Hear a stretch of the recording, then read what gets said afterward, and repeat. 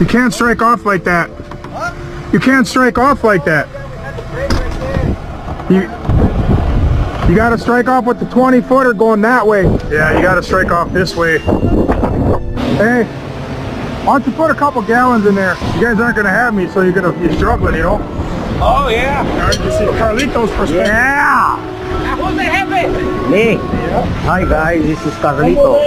First time on the camera doing a video.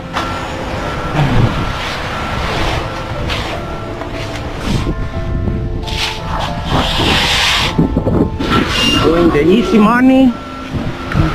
The gray. Hurry up, Gray. Son tus perjómenes, mujer. Beautiful guys. Beautiful guys.